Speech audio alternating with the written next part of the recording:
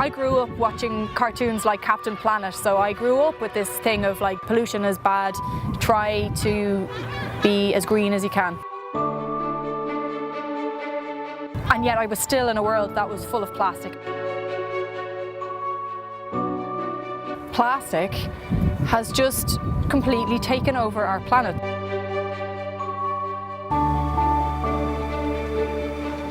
So we'll try and see what we can get plastic free or in recyclable packaging here.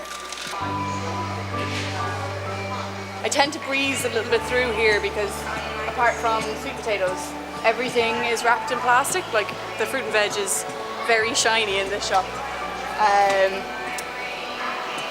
And then they do have some options that are plastic free. For example, you've got these peppers here, but these are 55p loose. But if you get this handy pack of 3 in plastic, it's a good 10 pence cheaper, and like 10 pence here or there, you might think, oh well, what does that matter? But when you're doing your weekly shop, that can mount up really quickly. So that, you know, that discourages people from getting loose veg. The market hasn't demanded packaging free until very recently, but I like to think it's going to change. In this section we've got like a deal of 3 for 10 on selected meat and fish. Seems like a good idea, especially if you're on a budget, because you can get really good meat, or at least you can get a lot of meat, good quality, for a very low price. It all comes wrapped in plastic, but if you're throwing away this food because you've got too much, then it's not good value. So do we really need a kilo of beef? Some families will definitely need that much because they've got big families, big appetites, but it doesn't mean that we should all automatically buy this much just because it's a deal. You see places like Lidl in Ireland, they are offering way more plastic-free options, and if Lidl can do it, then I don't see why everybody else can't as well. Personally, I think packaging free is always best, and that's why I just go for the better value in the greengrocers. 11 months later.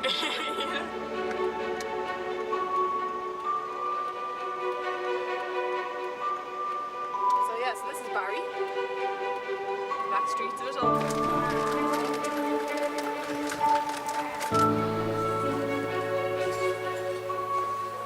This is an old peanut butter box, and this is obviously a Tupperware box. And I go in and they weigh the boxes first and turn them to zero them. They tar it is what it's called. And so you're not paying for the price of the box, obviously, you're paying for the price of the meat. Anyway, so we go in, they're well used to me in here now, so, and my weirdness. Can you hold them? Hi, how's it going?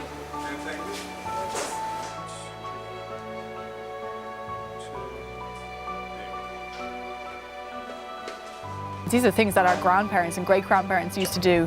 I'm just trying to do them again. It's like we've forgotten how to do them, and if you just think about it, it's a lot easier and often a lot cheaper.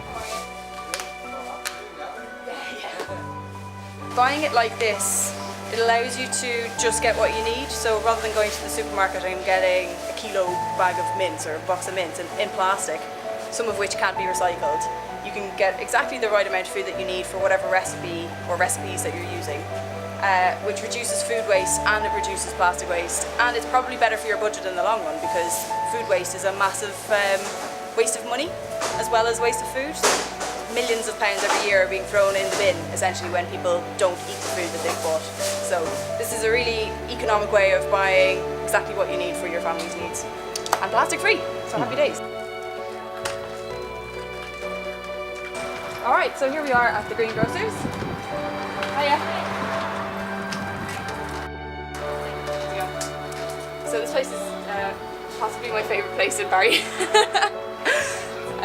The colours, the smells, it's just brilliant in here, and pretty much everything is packaging free, which is amazing. What we get? Get some apples. What I'm trying to get across is that single-use items like film plastics or plastic bags, things that use a lot of resources to make but have a very short lifespan, they're unnecessary and we should move away from them. Leeks are great because obviously you can eat the whole plant, but then if you just chop off at about that much, about an inch, a couple of centimetres, and pop that in water, it will start to grow again. It'll send out roots and it'll also send out shoots as well, and when it gets to a certain size you can eventually pop it in the ground or in a container if you've not got space, and you should be able to get a second or third or fourth go out of it. We're hoping to get a couple of goes, see how far we can push it. When I started going plastic free, I used to go to Asda or to the supermarket and be like, I can't buy any of this stuff, it's just completely wrapped in unnecessary plastic. My next door neighbour saw me struggling to grow stuff in my back garden and very kindly offered to share his allotment space with me. You don't need a lot of space to do this. I'm lucky that I have this space, but you can get very creative and create vertical gardens up your wall if you've got a very small space. So there's lots of easy things that you can do. You saw earlier I was buying leeks in the greengrocers, and I mentioned that you can chop off the bottom and you can regrow from that. So here you can see this is a week's growth, and it's got these beautiful long roots coming out and this lovely tower of a shoot coming into a new leek. Here's one that's just a couple of days old. Here's some celery as well that's doing the same thing. No roots yet, but lots of shoots.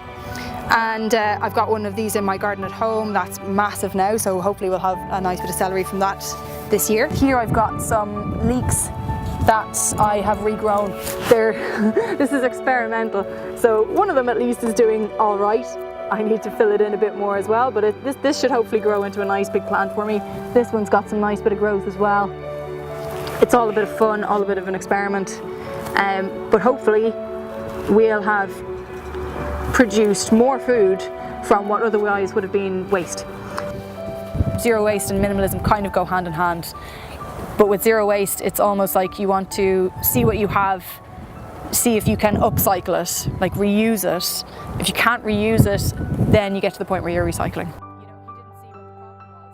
I don't like to think of myself as a new hippie. I'm not an eco-warrior. I've just realised that there are things that we can do as well as helping the environment. Like, why not?